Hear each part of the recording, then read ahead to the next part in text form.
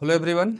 आज हम इस बात पे डिस्कशन करने वाले हैं, इस चीज़ को समझने वाले हैं कि आखिर यार 10th के बाद 2 साल बच्चे तैयारी करने के बाद ऐसा कैसे पढ़ाई करते हैं, क्या करते हैं कि टॉप की रैंक लाते हैं, टॉप के आईटी कॉलेज में एडमिशन लेते हैं। इसके अलावा एक चीज़ और आपने सुना होगा न्यूज़ के थ्रू कि इस साल इस आईआईटी का हाईएस्ट पैकेज 1.5 करोड़ गया, एवरेज पैकेज 25 लाख से 30 लाख तक गया।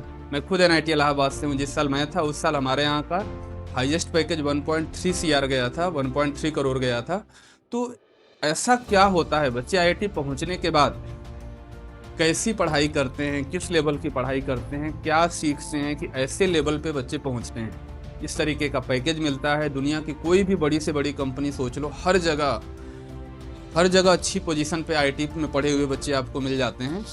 तो आखिर 10th के बाद 2 साल क्या करते हैं और वहाँ पहुँचने के बाद क्या करते हैं, इन दोनों चीज़ों को समझने की कोशिश करेंगे। अगर हम थोड़ी सी कुछ पिक्स हैं आपके सामने, ये आईआईटी कॉलेज की हैं।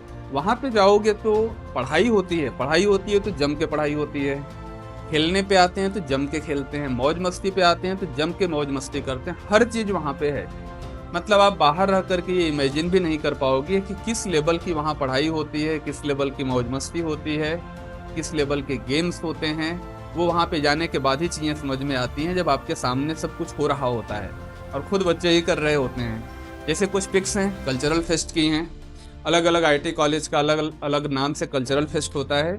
जैसे आईआईटी बॉम्बे का है तो मूड इंडिगो के नाम से है, आईआईटी मद्रास का सारंग, आईआईटी कानपुर का अतरंगी, हमारे यहाँ एनआईटी इलाहाबाद में कलरव के नाम से होता है। बहुत सारे सेलिब्रिटी आते हैं, बहुत सारे प्रोग्राम होते हैं इनके, और ये बच्चे खुद ऑर्गेनाइज करते हैं। खुद बच्चों के लेवल पे ही चीज़ें ऑर्गेनाइज होती हैं। फंडिंग जुटाना, ऑर्गेनाइज करना, सेलिब्रिटी को बुलाना, सब बच्चों के लेवल पे ही होता है। इसके अलावा तुम जो भी गेम्स सोच सकते हो, हर तरह की गेम वहाँ पे खेलने को मिलती है। Basketball, cricket, football, tennis, badminton, और 24 आवर्स आप किसी भी टाइम जा करके खेल सकते हो। इसके अलावा टेक्निकल फेस्ट भी होते रहते हैं। अलग अलग आईआईटी में अलग अलग टेक्निकल फेस्ट होते हैं, अलग अलग नाम से होते हैं। कहीं रोबोट बन रहे हैं, कहीं पे मार्स में जाने की तैयारी चल रही है, कहीं पे रेसिंग कार बन रही है।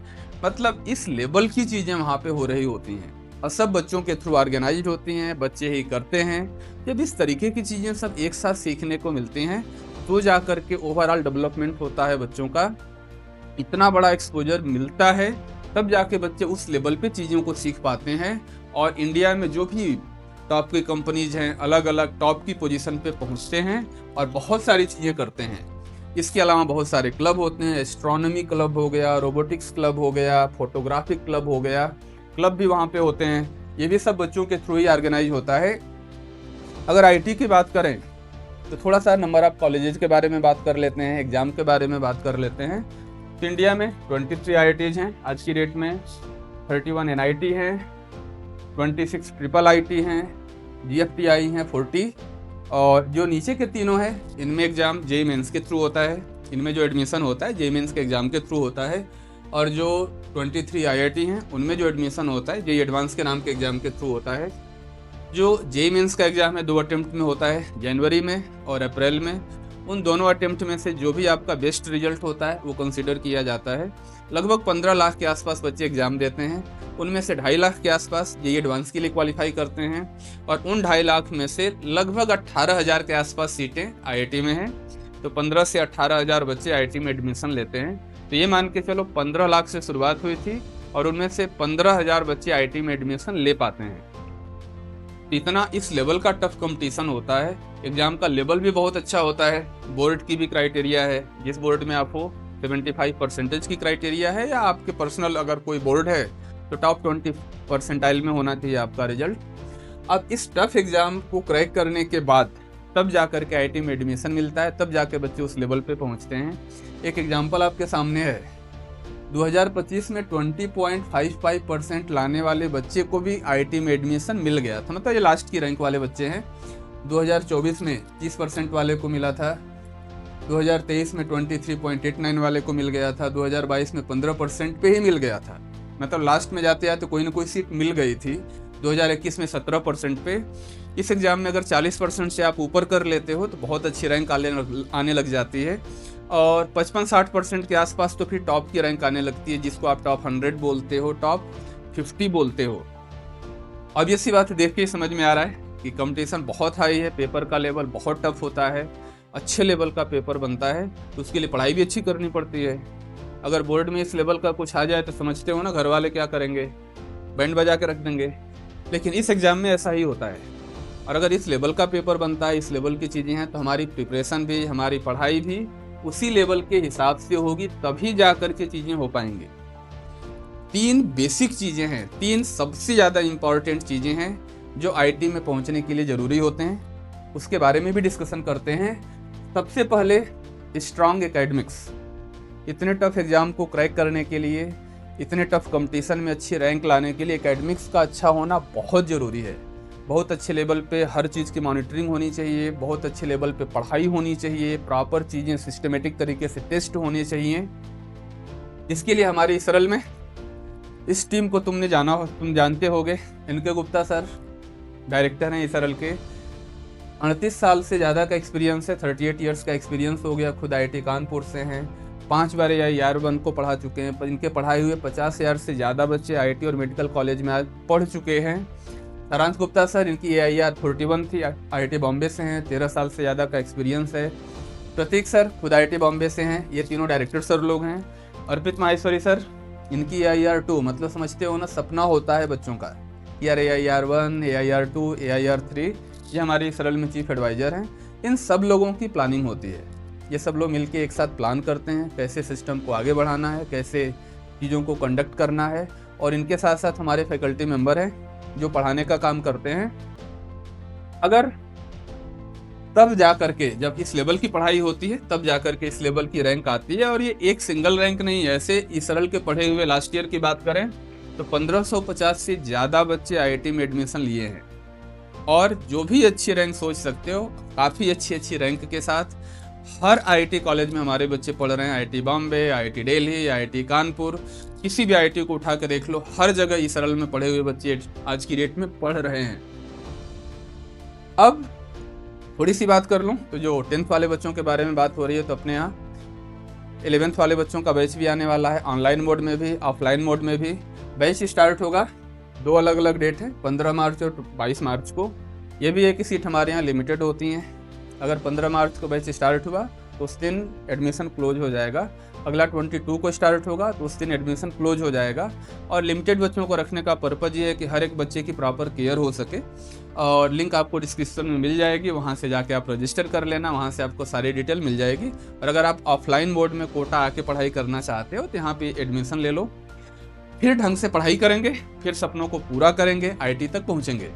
फिर वही बातें जो अभी हो रही थी एकेडमिक्स की, कि बच्चों का रिजल्ट लाने में सबसे बड़ा रोल होता है एक स्ट्रॉन्ग एकेडमिक का। हमारे डायरेक्टर सर लोग, सब लोग IITian हैं, उनकी एक बहुत अच्छी प्लानिंग होती है।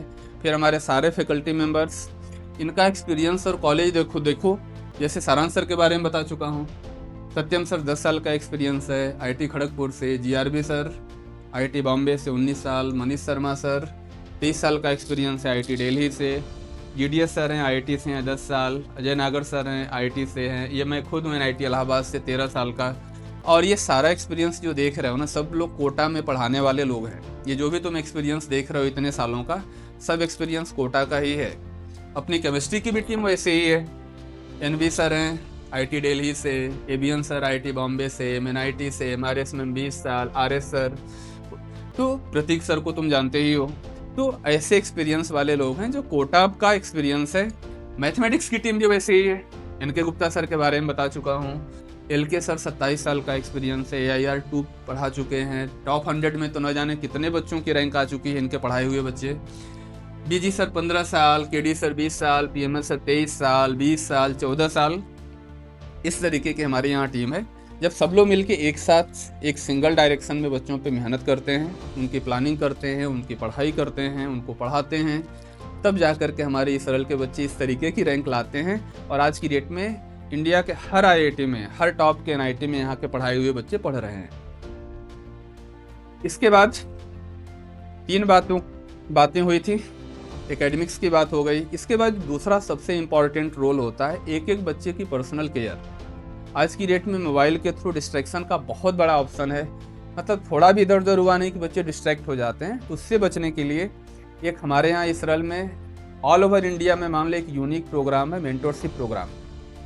इसमें जैसे ही बच्चा एडमिशन लेगा उसको मेंटोर असाइन कर दिए जाते हैं। ऑफलाइन मोड में तो बच्चे सामने होते हैं, तब उनसे डायरेक्ट आमने सामने इंटरेक्शन कर लेते हैं। लेकिन अगर ऑनलाइन मोड की बात करें तो ऑनलाइन मोड में बच्चे आमने सामने नहीं होते हैं, तो उनसे इंटरेक्शन करने के लिए क्लास में ही इस तरीके का बच्चे अपनी वीडियो ऑन करके वहाँ पे बैठते हैं। जो भी टीचर पढ़ा रहे होते हैं, जैसे सारांश सर का एक एग्जाम्पल है, क्लास का ले रहे हैं, किसी भी बच्चे से बात करना हो, हाथ ऊपर किया, हैंड रेज किया, अपने आप को अनम्यूट किया, फिर उनसे डिस्कशन हो जाता है। किसी बच्चे को किसी तरीके का कोई डाउट है तो वहीं ऑनलाइन क्लास में ही हैंड रेज करके अनम्यूट करके पूछ सकता है।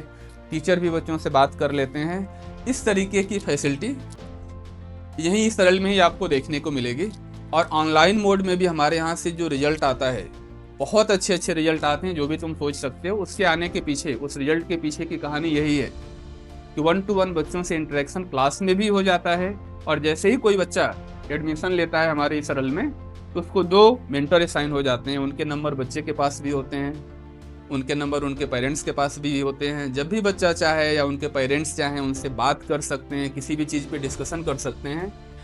बहुत सारे प्रोग्राम यहाँ चलते रहते हैं सिस्टमेटिक तरीके से, रेगुलर बेसिस पे, जैसे कभी नोट्स चेकिंग हो गया, होमवर्क चेकिंग हो गया, टेस्ट एनालिसिस हो गई, इसके अलावा बैकलॉग रिकवरी सेशन हो गया, टेस्ट सेशन, स्टडी सेशन, मन की बात। बच्चे हर तरीके के अपने मन की बातें टाइम टू टाइम डिस्कस भी करते रहते हैं। हॉस्टल विजिट इसराइल का एक बहुत फेमस लाइन है कि भाई अगर जो बच्चा ऑफलाइन में या कोटा में पढ़ रहा है तो उसको क्लास आना ही पड़ता है, जब तक तो कोई बहुत जेन्युइन रीजन ना हो। अगर सच में तबीयत खराब ना हो, मक्कारी हो ही नहीं सकती, क्योंकि जहाँ कोई नहीं आएगा क्लास में तुरंत मेंटर पहुँच जाएंगे।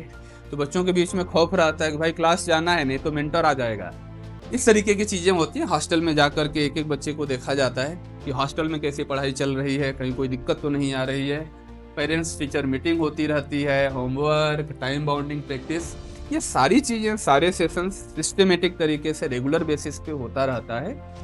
तब जा कर के बच्चों का ऐसा रिजल्ट हमारे यहाँ से आता है। हाँ, इसके अलावा भाई ये मेहनत तो अभी हमारी तरफ से है, हमारे सिस्टम की तरफ से, इसराइल की तरफ से, हमारे फैकल्टी मेंबर की तरफ से, हमारे डायरेक्टर सर लोगों की तरफ से है। लेकिन सिर्फ एक तरफा चीज़ें नहीं हो पाती। अगर कुछ बड़ा अचीव करना है, कुछ बड़ा करना है, ठीक है, अच्छी रैंक लानी है, टॉप के कॉलेज में पहुंचना है, तो दोनों तरफ से मिलजुल करके मेहनत होनी चाहिए, तभी ये चीज़ें अचीव हो पाएंगी। तो जो बच्चे वहाँ पे पहुँचे हैं अच्छी रैंक के साथ, सबके अंदर एक चीज़ कॉमन रही है, डेडिकेशन और एटीट्यूड। अगर आप 10th के बाद 11th में इस साल एडमिशन लेते हो तो 2 साल जम के मेहनत करना होता है।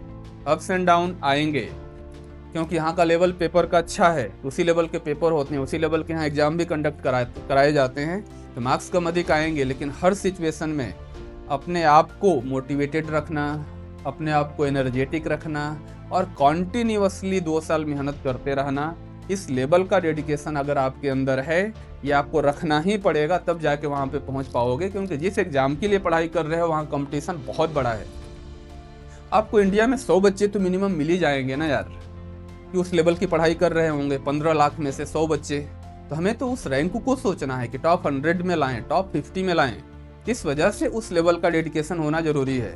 ये मन में अगर बैठा लिया कि करना है तो करना है, और अगर सपना आपने देखा है तो उस सपने को पूरा करने की जिम्मेदारी भी आपकी ही है।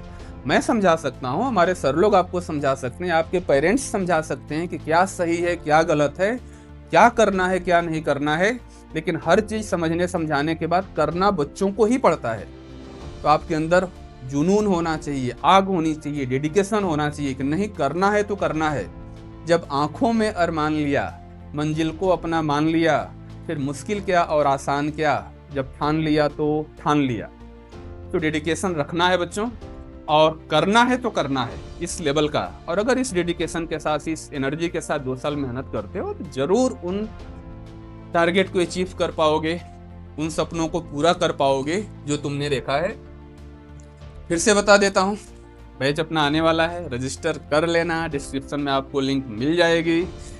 15 और 22 2 डेट हैं, अगर आपको ऑफलाइन मोड में कोटा में आके पढ़ना है, कोटा के लेवल को देखना है, यहाँ के माहौल को देखना है कि आखिर ऐसा क्या होता है कोटा में कि इंडिया की किसी भी एक सिटी को देखो तो कोटा से ही सबसे ज़्यादा सिलेक्शन होते हैं, यहाँ से ही टॉप की रैंक आती है। तो उसके लिए रजिस्टर करके एडमिशन ले लेना, सब लोग यहीं पे मिलेंगे। इन सारी बातों को ध्यान रखना है, और अगर आप एडमिशन लेते हो, कोटा आते हो, तो हम सब लोग यहाँ पे मिलेंगे। Wish you all the best.